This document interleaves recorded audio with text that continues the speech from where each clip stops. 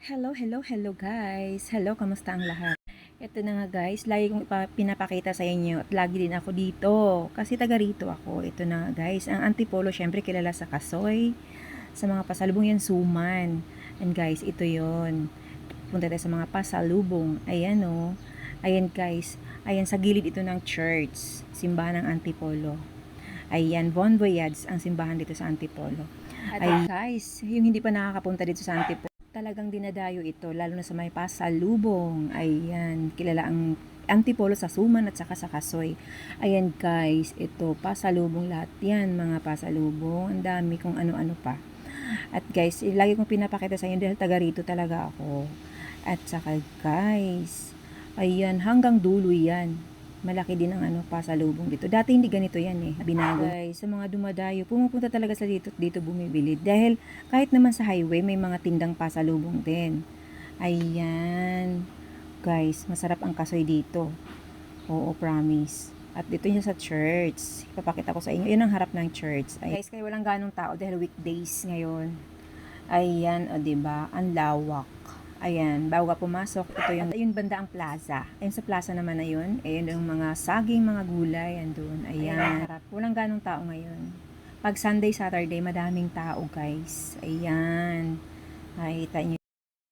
Kaya guys, yung sa mga hindi pa nakakapunta dito, ayan. Ayan yun.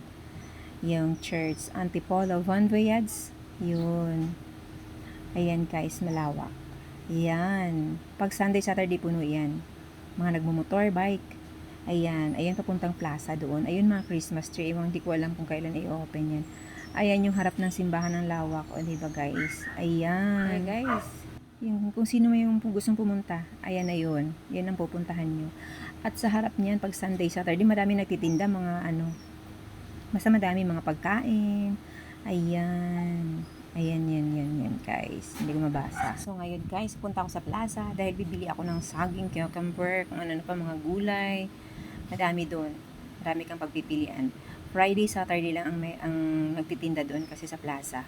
So, ngayon, pupunta tayo doon. Bibili tayo. Ayan yung plaza. Ayan, nakalagay Antipolo. At saka may nakalagay doon Kasoy Suman. Dahil yun nga ang dito sa pasalubong, Kasoy at Suman sa Antipolo. Ayun yung Christmas tree, pero hindi pa tapos ata yan. At banda ron sa plaza yan, may mga massage ba, mga blind na nagmamassage. Ayun, ayan, malawak din ang plaza dito. So, ayun na guys. O, pinapakita ko na sa inyo yung buong harapan ng Antipolo Church. Ayan, so ngayon, punta na tayo doon sa plaza. Bibili ako ng bili doon. Okay. Ayan Kasoy at Suman guys. At saka maraming nagpapahangin. Ayun. Thank you for watching.